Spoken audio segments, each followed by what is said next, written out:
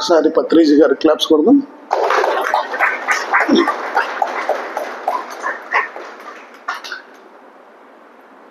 మనందరికీ ఆదర్శం ఆయనే. మనం ప్రపంచంలో మునిగి తేలుతూ ఉన్నాం. ప్రపంచము పంచభూతాలతో కలిగినటువంటి ఈ ప్రపంచంలో మీరు హాయిగా ఆనందంగా ఆరోగ్యంగా జీవించాలంటే ధ్యానం చేస్తేనే అది సాధ్యమవుతుంది. ఎందువల్ల శరీరం మీద ఆధారపడే తత్వం నశించిపోయింది, ఆ చెల్లుబాటు అయిపోయింది. పంచభూతాలతో తయారైన ఈ శరీరం, వీటికి ఆహారం పంచభూతాలే. మరి ఆ పంచభూతాలు ప్రపంచంలో కల్మషం చేశాం మన యొక్క అజ్ఞానం చేత. భూమి కల్మషమైంది, నీరు కల్మషమైనది, అగ్ని కల్మషమైంది, వాయువు కల్మషమైపోయింది, ఆకాశము కల్మషమైపోయింది. ఇవి స్వచ్ఛంగా లేవు బాహ్య ప్రపంచంలో. అందువల్ల శరీరం మీద ఆధారపడే కాలం చెల్లుబాటు అయిపోయింది. ఇక్కడ ఆత్మశక్తి మీద ఆధారపడేటువంటి సమయం ఆసన్నమైంది. అందువల్లనే పత్రిజీ గారు ధ్యానానికి ఎందుకు అంత ప్రాధాన్యత ఇచ్చాడు అంటే, నువ్వు ధ్యానం చేస్తేనే నీకు శారీరక ఆరోగ్యం లభిస్తుంది. ధ్యానం సర్వరోగ నివారణ అని చెప్పాడు పత్రిజీ గారు. ధ్యానం సకల భోగకారిణి. జీవితాన్ని భోగించాలంటే ధ్యానం చేస్తే నువ్వు భోగించగలవు.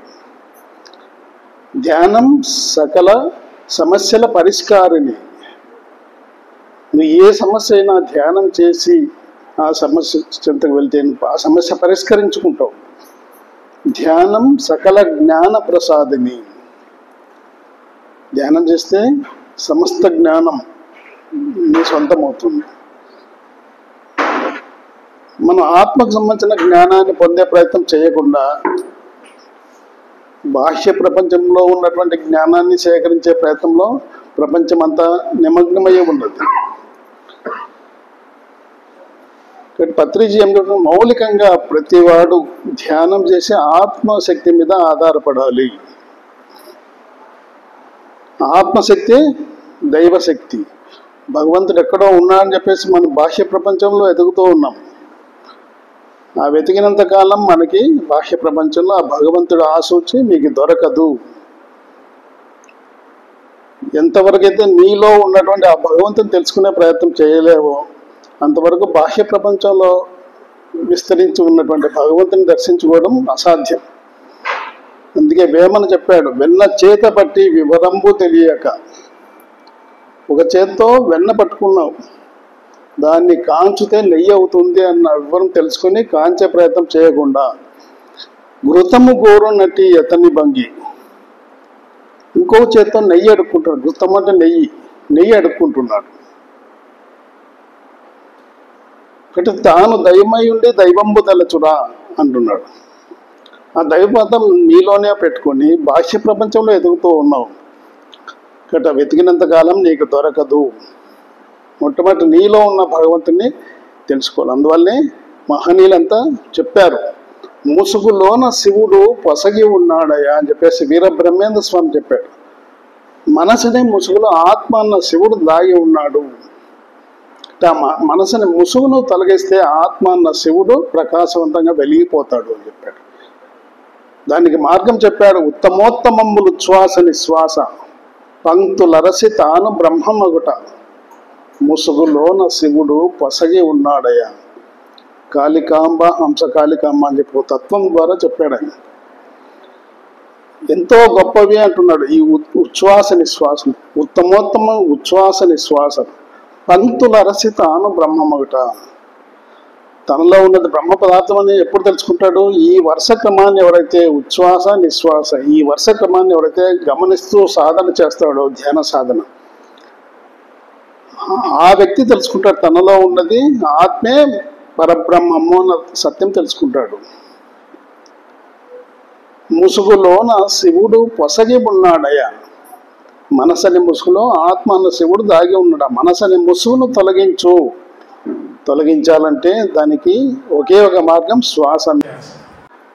సహజమైన సరళంగా జరుగుతున్న ఉచ్ఛ్వాస నిశ్వాసం గమనించాలి. బై ఫోర్స్ తీసుకోకూడదు, బై ఫోర్స్ వదలకూడదు. అది సహజంగా జరుగుతుంది. అందులో మన ప్రమేయం లేదు. మనకి 3 విషయాలు చెప్పారు: కర్త, కర్మ, క్రియ అన్నారు. కర్తలో మీరుంటారు, అలాగే కర్మలో కూడా మీరు ఉంటారు, కానీ క్రియలో మీరు ఉండరు. కర్త అంటే చేసేవాడు, కర్మ అంటే చేయబడే పని. చేసేవాడు ఉంటాడు, చేయబడే పని కూడా ఉంటుంది, కానీ క్రియలో మాత్రం మీరు ఉండరు.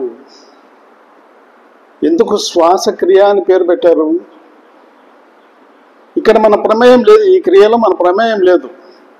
నిజంగా ఎవరైనా చెప్పగలరా నేనే శ్వాసిస్తూ ఉన్నాను అన్న విషయం? ఎవరైనా ఓలాటెడ్గా చెప్పగలరా?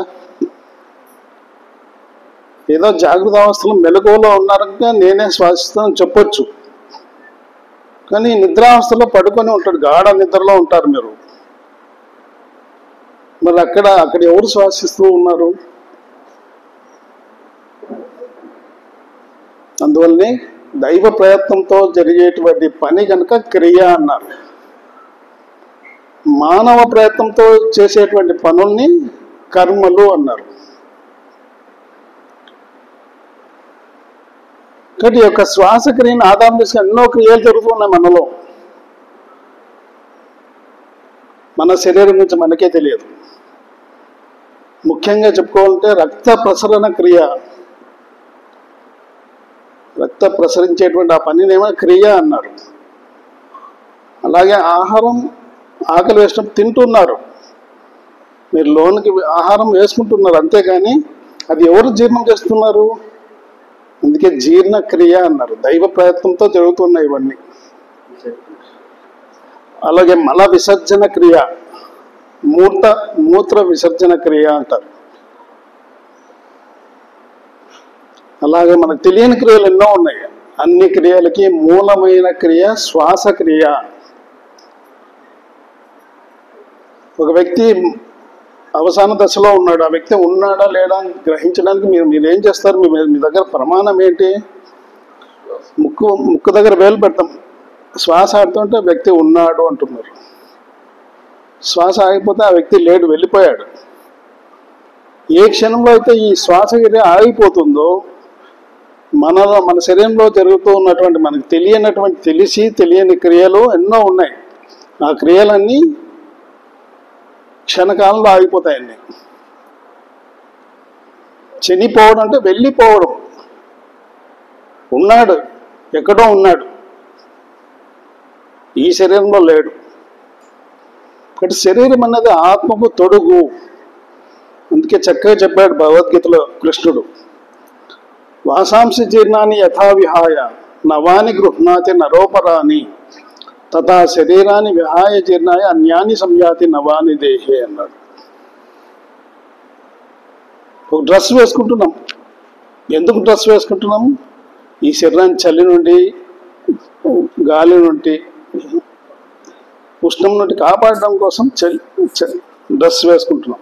ఒకే డ్రెస్ వేసుకుంటున్నాం 365 రోజులు. మాసిపోయిన తర్వాత, చినిగిపోయిన తర్వాత ఈ డ్రెస్ తీసి పక్కన పడేసి ఇంకో డ్రెస్ ఏ విధంగా ధరిస్తున్నామో ఈ శరీరానికి, అలాగే ఆత్మకు శరీరం ఒక డ్రెస్ లాంటిది అంటున్నాడు. మరి ఆత్మ ఎలాంటిది? నైనం చిందంతి శస్త్రాన్ని నైనం దహతి పావక నైనం క్లేదయంతి అపో నశోచతి మారుత అన్నాడు. ఒక శస్త్రం శరీరాన్ని చంపగలిగిన ఆత్మను చంపలేదు, అగ్ని శరీరాన్ని కాల్చగలిగిన ఆత్మను కాల్చలేదు, అలాగే నీరు శరీరాన్ని తడపగలిగిన ఆత్మను తడపలేదు, గాలి శరీరాన్ని తాగగలిగిన ఆత్మను తాకలేదు. అలాంటి శాశ్వతమైన వారు మీరు, స్వచ్ఛమైన శాశ్వతమైన పుట్టుక మధ్యము అంతము లేని వాళ్ళం మనం. శాశ్వతమైన వాళ్ళం, నిత్యమైన వాళ్ళం, సత్యమైన వాళ్ళం. ఎవరు? ఆత్మ. మనమంతా ఆత్మస్వరూపాలం. We're not the physical body, we're a consciousness. శరీరం శరీరం అని చెప్పేసి భ్రమల్లో మనం జీవిస్తూ ఉన్నాం. అందువల్లనే శరీరానికి మాత్రమే ప్రాధాన్యత ఇస్తున్నాం. ఉదయం లేచిన రాత్రి పడుకునే వరకు శరీరం కోసమే తప్పించిపోతున్నామే కానీ ఆత్మ కోసం ఏ క్షణంలో కూడా మనం తప్పించడం లేదు. పత్రిజీ గారు చెప్పాడు, రోటీ కపడా మకాన్ కోసమే ప్రపంచవ్యాప్తంగా ప్రతి మానవుడు తప్పిస్తూ ఉన్నాడు. రోటీ అంటే ఆహారం, కపడా అంటే గుడ్డ, మకాన్ అంటే ఇంటి కోసం. ఎన్ని డ్రెస్సులు ఉన్నా సరిపోవడం లేదు, ఇంకా కావాలి ఇంకా కావాలి. ఎన్ని తినిపించినా కూడా ఆహారంలో తృప్తి లేదు మనకి.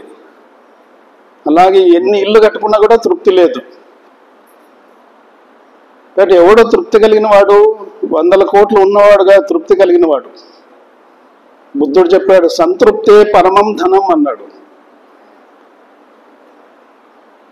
కలిగిన దాంతో సంతృప్తిగా ఎవరైతే జీవిస్తున్నారో వాడు ధనవంతుడు. అసంతృప్తితో ఉన్నవాడు ధనవంతుడు కాలేడు, దరిద్రుడు అంటున్నాడు.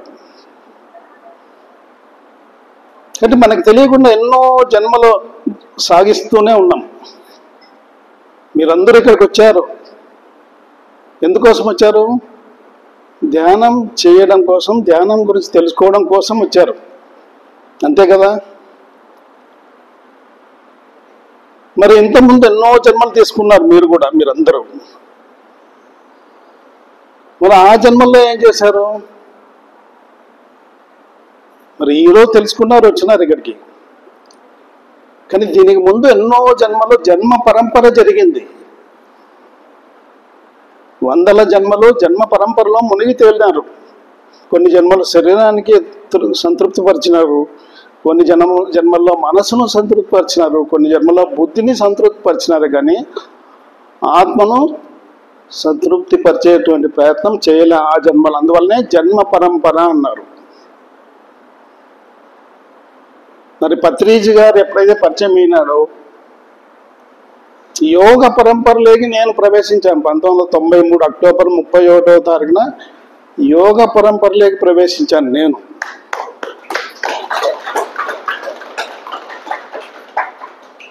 మరి యోగ పరంపర అన్న కాన్సెప్ట్ పత్రిజీ ఎంత గొప్పవాడంటే జ్ఞానము సింపుల్గా ఒక కాన్సెప్ట్ ద్వారా ఇచ్చాడు.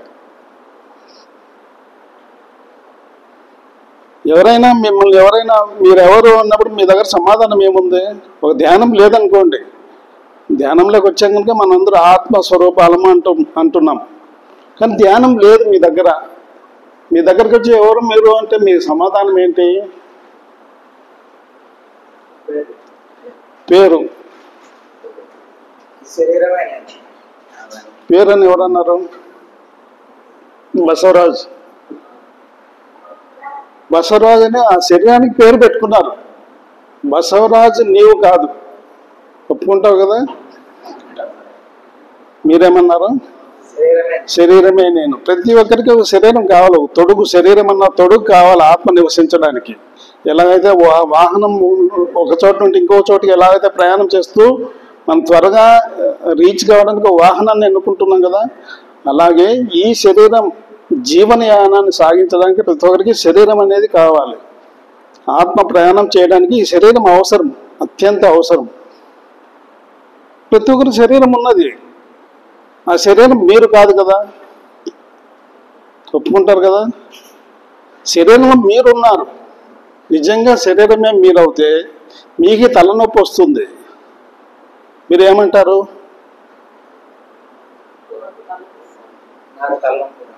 నాకు తలనొస్తుంది అంటే నేను అనడం లేదు, నాకు తలనొస్తుంది. అలా కడుపు నొప్పి ఉంది, ఏమంటున్నారు? నాకు కడుపు నొప్పి, నాకు కాళ్ళ నొప్పులు ఉన్నాయి, నాకు జ్వరం వస్తుంది, నాకు అంటున్నారు.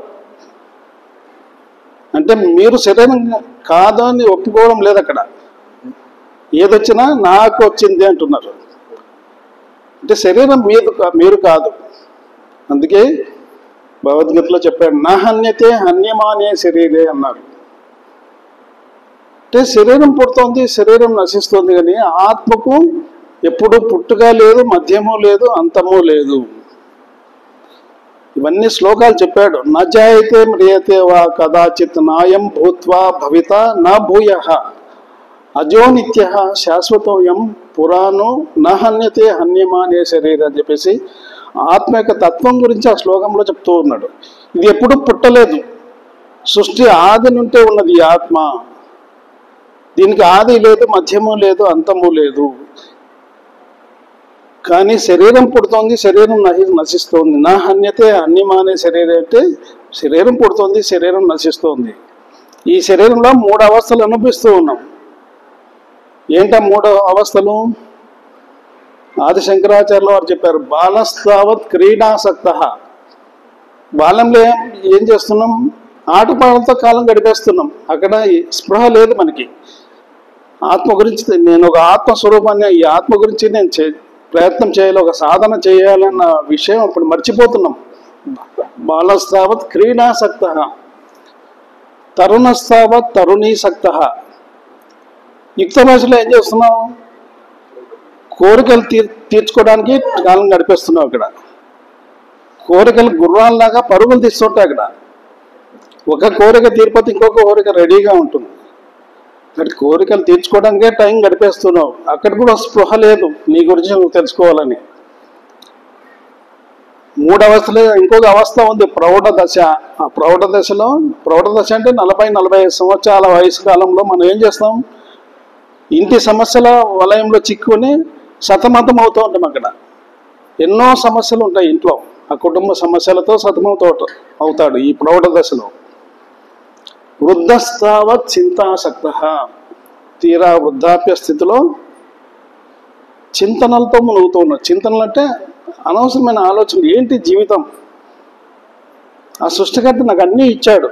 చక్కటి భార్య పిల్లల్ని ఇచ్చాడు, చక్కటి ఇల్లు ఉంది, చక్కటి విలువైన వస్తువులు సంపాదించుకున్నా, చక్కటి ఉద్యోగం ఉంది, చక్కటి అధికారం ఉన్నది.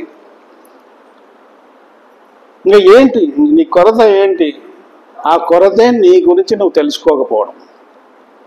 నీ గురించి నువ్వు తెలుసుకోవాలంటే పత్రిజీ చెప్పినటువంటి ధ్యానము, స్వాధ్యాయము, సజ్జన సంగత్యాలు సాధన చేయాలి.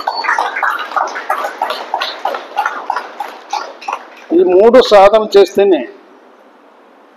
ఎందుకు ధ్యానం ఒకటి చేస్తే సరిపోదా అని చెప్పేసి ఎవరైనా అనొచ్చు. ఎన్నో సొసైటీస్ ఉన్నాయి, స్పిరిచువల్ సొసైటీస్. కానీ ఎక్కడ కూడా స్వాధ్యాయం చేయండి, ధ్యానంతో పాటు సజ్జన సంగత్యం చేయండి అని ఎక్కడ చెప్పలా. కానీ పుస్తకాలు చదవమని చెప్పారు. కానీ ఏ సొసైటీ వెళ్ళినా కూడా ఆ సొసైటీకి సంబంధించిన పుస్తకాలు మాత్రమే చదవమని చెప్పారు. కానీ ఈ సొసైటీలో మాత్రమే, ఈ పత్రిజీ పిరమిడ్ స్పిరిచువల్ సొసైటీలో మాత్రమే అందరినీ చదవండి అని చెప్పాడు ఈయన. సకల మాస్టర్ని చదవండి. సత్యసాయి బాబా గురించి చదవండి. ఆయన జీవిత చరిత్ర చదివితే ఆయన ఎలా జీవితారో తెలుసుకుంటారు. షిరిడి బాబా చరిత్ర చదవండి, ఆయన ఎలా జీవితారో తెలుసుకుంటారు. అందరినీ చదవండి అని చెప్పాడు పత్రిజీ గారు. ఎందువల్ల ధ్యానం ఒకటే చేస్తే సరిపోదు. ధ్యానం చేస్తూ ఉంటే నువ్వు పక్కకు పోయే అవకాశం ఉంటుంది. పక్కకు పోకుండా ఉండడానికి ఆయన ఇంకా 2 చేర్చాడు. స్వాధ్యాయము, సజ్జన సంగత్యాలు చేయండి. మాస్టర్స్ గురించి నువ్వు పుస్తకం చదివితే మాస్టర్ గురించి తెలుస్తుంది. ఒక మిలారప్ప జీవిత చరిత్ర చదివితే అందులో మిలారప్ప అంటే ఒక శిష్యుడు, సరైన శిష్యుడు. అందులో గురువు ఎవరు? మార్ప. మిలారప్ప గారి గురువు గారి పేరు మార్ప. మరి ఆ మార్ప గురువు గారి గురించి మనం ఆ పుస్తకం చదివితే పత్రిజీ మనకి అర్థమైపోతాడు. పత్రిజీ ఎంత రౌద్రంగా కోపంగా ఉండేవాడు, ఆ మిలారప్ప కూడా అంతటి గొప్ప గురువు. మరి అంతటి గొప్ప గురువు దొరికాడు ఎవరికి? మిలారప్ప గారికి. అన్ని చెడు కర్మలు చేశాడు గతంలో. నా పుస్తకం చదివితే పత్రిజీ గారికి మనకు సంపూర్ణంగా అర్థమవుతాడు. 3వది ఏం చెప్పాడు? సజ్జన సాంగత్యం. మీరు స్వాధ్యాయం చేయడానికి, ధ్యానం చేయడానికి ఎవరితో అవసరం ఉండదు. మీరు వ్యక్తిగతంగా కూర్చొని ఎక్కడైనా ధ్యానం చేసుకోవచ్చు. అలాగే పుస్తకం చదవడానికి కూడా ఎవరి అవసరం లేదు. కానీ సజ్జన సాంగత్యం చేయడానికి ఇంతమంది అవసరము, ప్రతి ఒక్కరికి అవసరమే. సత్యము తెలిసిన జనులతో సాంగత్యం. ఎప్పుడు జ్ఞానం అనేది ఇచ్చిపుచ్చుకుంటూ ఉండాలి. ధ్యానం చేస్తున్నప్పుడు మీకు ఏదైనా అనుభవం రావచ్చు, ఆ అనుభవం ఇతరులతో పంచుకోవాలి. వాళ్ళకి ఏదైనా అనుభవం వచ్చిందో ఆ అనుభవం మనం తెలుసుకోవాలి. ఈ ఇచ్చిపుచ్చుకోవడం ద్వారా జ్ఞానం అనేది వికసిస్తుంది. ఒక తేనెటీగ ప్రతి ఒక్క పుష్పం మీద వాలి మకరందాన్ని స్వీకరిస్తుంది. ఇది చేదు పుష్పమా తీపి పుష్పాన్ని గ్రహించదు. అన్ని పుష్పాల మీద వాలి ఆ మకరందాన్ని స్వీకరించినట్టుగానే మనం కూడా ప్రతి ఒక్కరితో సాంగత్యం చేసి ప్రతి ఒక్కరి దగ్గర ఎంతో కొంత జ్ఞానం ఉంటుంది. మరి ఆ జ్ఞానాన్ని మనం కూడా సేకరించాలి. దీన్నే సజ్జన సాంగత్యము అన్నారు. కాబట్టి యోగ పరంపరలోకి పోయినాక అసలైన జీవితం మొదలవుతుంది. అంతవరకు ఏదో గుడ్డెద్దు చేనులో మేసినట్టుగా మేస్తూ జీవించాం. గుడ్డెద్దు చేనులో ప్రవేశించిందంట. అది ఎక్కడ పోతుందో దానికి అర్థం కావాలి. గుంతల్లో కాలు పెడుతోంది, ఏం తింటుందో దానికి తెలియదు, గుడ్డెద్దు కనుక. అలాగే మానవుల యొక్క జీవితం కూడా గుడ్డెద్దు చేనులో మేసినట్టుగా జీవించారు ఇంతకాలం.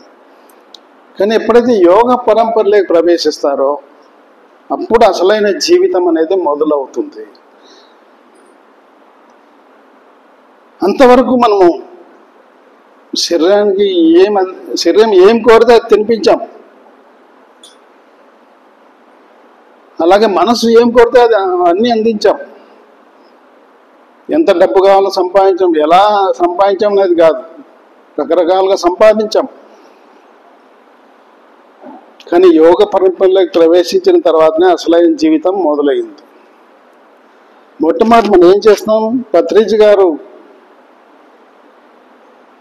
ఈ కర్మల గురించి చెప్పాడు యోగ పరంపరలో. మొట్టమొదటి మానవుడు ఏం తెలుసుకుంటాడు? ఇంతకాలం నేను ఎంతో మందిని ఇబ్బంది పెట్టాను, చాలా బాధించాను. ఇతరులకి కీడు చేయకపోతే, మంచి చేయకపోకుండా ఉండొచ్చు, కానీ కీడు మాత్రం చేయకూడదు అని తెలుసుకుంటాడు. ఇది ఫస్ట్ స్టేజ్. రెండవ స్థితిలో ఏం తెలుసుకుంటాడు? ఇతరులకు మంచి చేస్తే నాకు మంచి జరుగుతుంది, ఇతరులు చెడు చేస్తే నాకు చెడు జరుగుతుంది అని తెలుసుకొని ఆ విధంగా కొన్ని జన్మలు తీసుకుంటాడు. కొన్ని జన్మల్లో ఇతరులు మంచి చేయకపోతే కీడు మాత్రం చేయకూడదు. జన్మ పరంపరలో ఎన్నో కీడులు చేసిన ఎంతో మంది మానవులకి, జంతువులకి, పక్షులకి. కానీ ఇప్పుడు చేయకూడదు, హాని చేయకూడదు. రెండవ స్టేజ్లో ఏం చేస్తాడు? ఇతరులు మంచి చేస్తే నాకు మంచిది. యా మతికి సా గతిర్భవేత్ అన్నాడు. అష్టావక్రుడు చెప్పాడు, యా మతి సా గతిర్భవేత్. నీ మతి ఎలా ఉంటుంది, నీ గతి కూడా అలాగే ఉంటుంది. నువ్వు ఇతరులకు మేలు చేస్తే నీకు మేలు జరుగుతుంది, ఇతరులు కీడు చేస్తే నీకు కీడు. ఇలా కొన్ని జన్మలు అయిన తర్వాత మూడవ స్టేజ్లో ఏం తెలుసుకుంటాడు? భగవద్గీతలో శ్లోకం చెప్పాడు, కర్మణ్యే వాధికారస్తే మా ఫలేషు కదాచన మా కర్మ ఫలహేతుర్భూ మాతే సంగోస్త్వ కర్మని అని చెప్పేసి ఒక శ్లోకం చెప్పాడు. ఎప్పుడు మనం కర్మలు చేస్తూనే ఉండాలి, మన స్థాయి దగ్గర కర్మలు చేస్తూనే ఉండాలి. కర్మలు చేయకుండా నువ్వు ఖాళీగా ఉండకూడదు అంటాడు. కర్మలు చేసే వరకే నీకు అధికారం ఉన్నది. కానీ ఆ కర్మ ఫలితం ఇలా ఉండాలి అలా ఉండాలి అని చెప్పేసి డిసైడ్ చేసుకునే అధికారం మాత్రం నీకు లేదు. ఆ కర్మ ఫలితం నా దగ్గర ఉంది అంటున్నారు కృష్ణ భగవాన్ వారు. నువ్వు చేస్తూ ఉండు, ఫలితం తప్పకుండా ఇస్తాడు ఆయన. కానీ నువ్వు ఆశించకూడదు, నేను ఇలాంటి కర్మ చేస్తే ఇలాంటి ఫలితం కావాలని చెప్పేసి నువ్వు ఆశించే శక్తి నీకు లేదు. అట్లా చెప్పేసి కర్మలు చేయకుండా నువ్వు మానవద్దు, కర్మలు చేస్తూనే ఉండాలి. ఇలా కొన్ని జన్మలు తీసుకొని ఫైనల్గా ఏం తెలుసుకుంటా? అంతిమ జన్మల్లో ఫైనల్గా ఏం తెలుసుకుంటాను? నేను చేస్తున్నాను అన్న కర్తృత్వ భావన కూడా లేకుండా కర్మలు చేయాలి అంటాడు. అంటే యోగ స్థితిలో ఉంటూ కర్మలు చేయాలి. యోగస్థః కురు కర్మాని సంగం త్యక్త్వా ధనుంజయ సిద్ధో సమో భూత్వా సమత్వం యోగ ఉచ్యతే అని చెప్పేసి ఒక శ్లోకం ద్వారా ఎట్లా కర్తృత్వ భావం లేకుండా చేయాలని చెప్పేసి ఈ శ్లోకం చెప్తూ ఉన్నాడు. నువ్వు యోగ స్థితిలో ఉంటూ కర్మలు చేసినప్పుడు నువ్వు ద్వంద్వం నుండి బయటికి వస్తావు. కర్తృత్వ భావం లేకుండా ఏ విధంగా చేయి, ఈ శ్లోకం చదివితే మనకు అర్థమవుతుంది. దీనికి ఒక ఎగ్జాంపుల్ చెప్తా. రమణ మహర్షి గారు ఒక విషయం చెప్తాడు. మీరు ఇక్కడ నుండి అనంతపూర్ బయలుదేరుతారు, ప్యాసింజర్ ట్రైన్లోనే ఎక్కారు అనుకోండి, మీరు లగేజ్ తీసుకుంటారు, ఒక సూట్ కేసు తీసుకొని మీరు సూట్ కేసు లగేజ్ స్థానంలో పెట్టుకోకుండా మీరు నెత్తిని పెట్టుకున్నారనుకోండి, మీరేమనుకుంటే నేను మోస్తున్నా, నా లగేజ్ నేను మోస్తున్నా అనుకుంటున్నాడు. కానీ నువ్వు కాదు, నిన్ను నీ లగేజ్ మోస్తున్నది ట్రైన్ మోస్తూ ఉంది. అర్థమైందా? నువ్వు కింద పెట్టినా నెత్తి మీద పెట్టుకున్నా నీ లగేజ్ మోసేది ట్రైనే. కర్తృత్వ భావన అంటే అర్థమైంది కదా. అంటే నేను ఏం చేస్తున్నానన్న భావన కూడా తీసేసి నువ్వు కర్మలు చెయ్యి అన్నాడు. అట్లా చేస్తే కర్మలు చేయిస్తున్నది ఎవరు? మనలో ఆత్మ ఉందంటే ఆత్మ ఎక్కడి నుండి వచ్చింది? పరమాత్మ నుండి వచ్చింది ఈ ఆత్మ. ఆ పరమాత్ముడు భరిస్తూ ఉన్నాడు, పరమాత్ముడు చేయిస్తూ ఉన్నాడు అన్న భావనతో నువ్వు కర్మలు చెయ్యి. అది కర్తృత్వ భావన. రమణ మాస్టర్ చక్కగా చెప్పాడు. ఇది అర్థం చేసుకుంటే మనకి కర్తృత్వ భావనతో ఏ విధంగా కర్మలు చేయాలో మనకు తెలిసిపోతుంది. ఇలాగా పత్రిజీ గారు ఎన్నో విషయాలు చెప్పాడు. మనకు ఒక స్టోరీ ఉంది ప్రచారంలో, చాలా ఫేమస్ స్టోరీ. ప్రతి చోట ప్రతి రాష్ట్రంలోనూ ప్రతి భాషలోనూ చెప్పుకుంటుంటారు ఈ స్టోరీ. ఏంటి ఆ స్టోరీ? మనందరికీ తెలుసు, కానీ నేను చెప్తే అవును కదా అనుకుంటాం. కానీ మీరే చెప్పండి ఏంటి ఆ స్టోరీ? చాలా ప్రచారంలో ఉంది ఆ స్టోరీ. జస్ట్ మెదడుకు మేత పెట్టండి. ఏంటి ఆ స్టోరీ? మనం చిన్నతనం నుంటే వింటున్నాం ఆ స్టోరీ గురించి. నేను మొదలు పెడితే మీరే చెప్పేస్తారు. 7 చేపలు. మరి సార్కి మేడం గారు క్లాప్స్ కొట్టారు. అనగనగా ఒక రాజు, నిజంగా భాష అర్థం ఏముండదు ఇందులో. అనగనగా ఒక రాజు, ఆ రాజుకు 7 కొడుకులు. 7 కొడుకులు వేటకు వెళ్ళారు. 7 చేపలు తెచ్చారు. వేటకు వెళ్ళి చేపలు తెస్తారా? 7 చేపలను ఎండబెట్టారు. ఎండబెడితే 6 చేపలు మాత్రమే ఎండాయి. 7వ చేప ఎండల. చేప ఎందుకు ఎండలేదంటే గడ్డివామ అడ్డొచ్చింది అని ఆ చేప చెప్పిందట. గడ్డివామని అడిగారు, గడ్డివామ ఎందుకు అడ్డొచ్చావంటే ఆవు మేయలేదు. ఆవ ఎందుకు మేయలేదంటే గొల్లవాడు మేపలేదు. గొల్లవాడ ఎందుకు మేపలేదంటే ఏమి నెక్స్ట్ అమ్మ బువ్వ పెట్టలా. ఆమె ఎందుకు బువ్వ పెట్టలేదంటే పిల్లవాడు ఏడ్చాడు. పిల్లవాడు ఎందుకు ఏడ్చావంటే చీమ కుట్టింది. చీమ ఎందుకు కుట్టావంటే నా పుట్టలో వేలు పెడితే కుట్టనా అనిందంట ఆ చీమ. ఏమైనా అర్థార్థం ఉందా ఈ స్టోరీకి? కానీ ఆధ్యాత్మిక విశేషార్థం ఉన్నది ఈ స్టోరీలో. ఏంటి ఆ విశేషార్థం? ఎండిన చేపలు ఏంటి మనలో? ఏంటో ఎండిన చేపలు?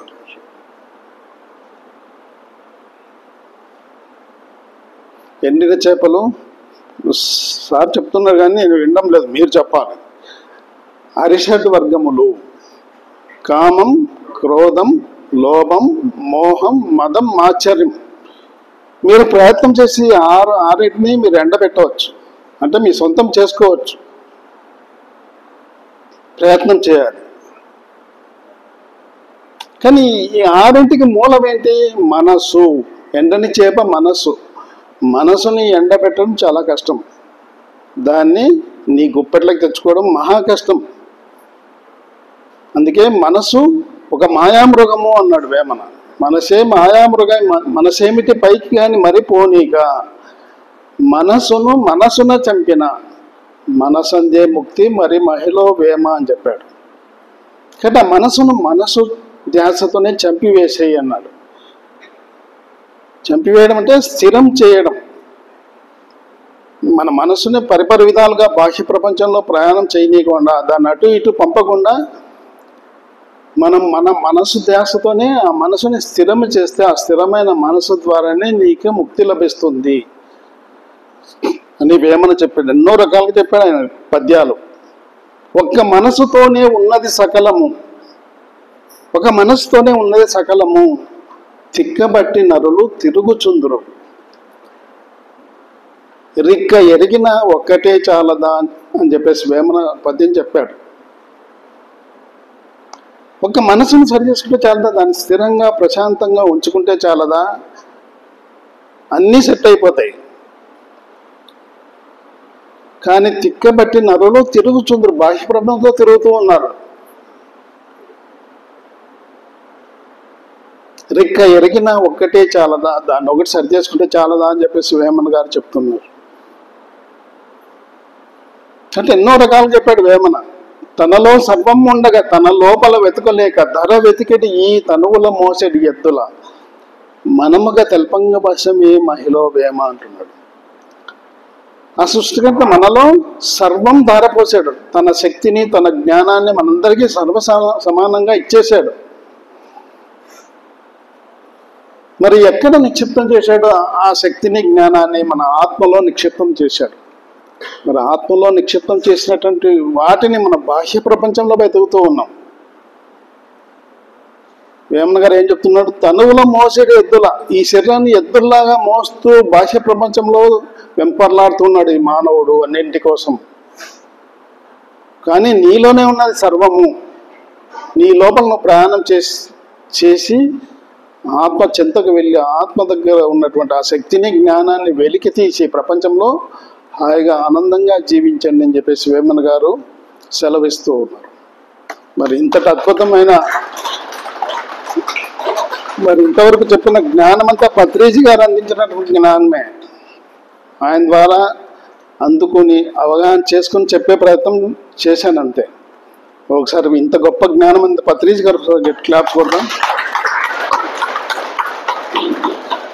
అలాగే అంతటి గొప్ప గురువుని తయారు చేసి సదానంద గారిని క్లాప్స్ కొడదాం. మరి చక్కగా విన్నందుకు మీ అందరికి కూడా claps. Thank you very much.